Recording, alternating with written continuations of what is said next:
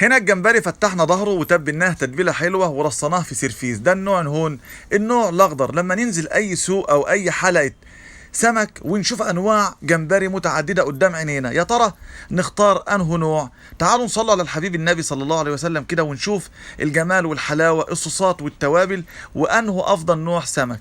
هو ده المطلوب، جمبري السويسي او الجمبري البلدي، يعني بمعنى عام الجمبري المخطط اللي قدام حضراتكم ده.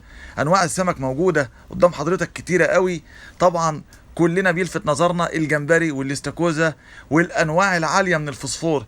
بص على شكل الجمبري ده كده اهو، ركز فيه، ده تجيبه وحضرتك مطمن، والحجم ده الافضل. عندنا طبعا الشعور، وعندنا ابو شراره، وعندنا القاروص، وعندنا المكرونه، وعندنا اللوت، وعندنا الناجل. عندنا حاجات حلوه كتير. النهارده هنعمل وجبه سمك معها جمبري ومعاها سمكايه بوري سنجاري. بنتبل الجمبري توم وملح وكمون وجزر وكرفس وفلفل اسمر وفلفل اخضر او فلفل الوان.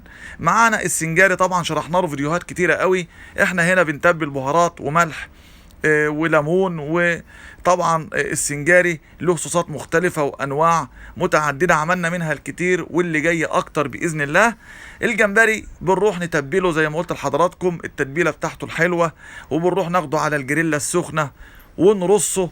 وبعد كده التتبيلة طبعا محطوطة في ظهره، رشة ملح فوق، رشة كمون حلوة، وبناخده بقى إما بالزبدة أو بالزيت وبنقلبه. وبنروح نحط معاه البصل والفلفل والطماطم والخلطة الحلوة اللي ان شاء الله بإذن الله هنتكلم على انواع اخرى من الجمبريات وطرق متعددة في الايام القادمة بإذن الله.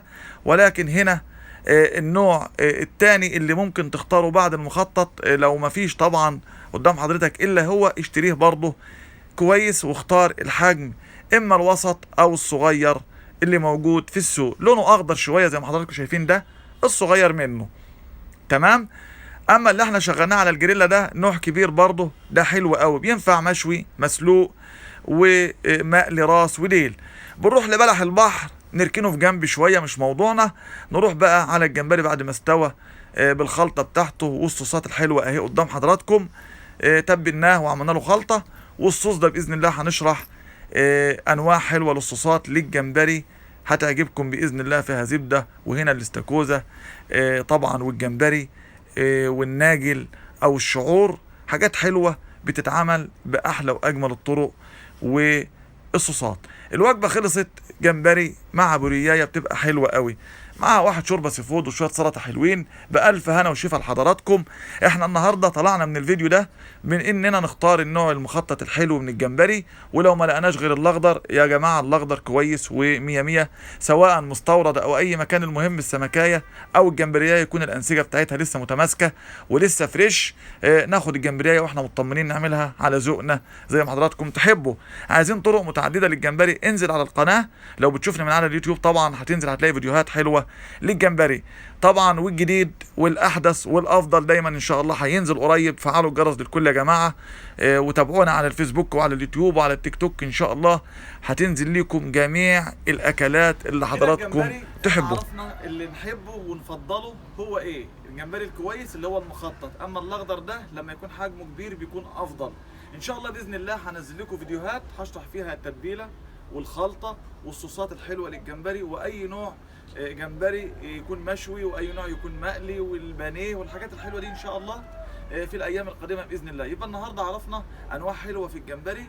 يا رب يكون الفيديو عجبكم النهارده. انتظرونا على القناه طبعا، لو بتشوفوني من عليها كلمه اشتراك بالاحمر نضغط عليها يظهر جرس، اضغطوا عليه واختاروا كلمه الكل عشان لما انزل الفيديو القادم باذن الله او اي فيديو يوصل لحضراتكم. ولو بتشوفني من على الفيسبوك اعمل مشاركه للفيديو واعمل لي لايك، وما تنساش ذكر الله والصلاه للحبيب النبي صلى الله عليه وسلم. بحبكم جميعا في الله، الى ان اراكم دمتم في امان الله، والسلام عليكم ورحمه الله وبركاته.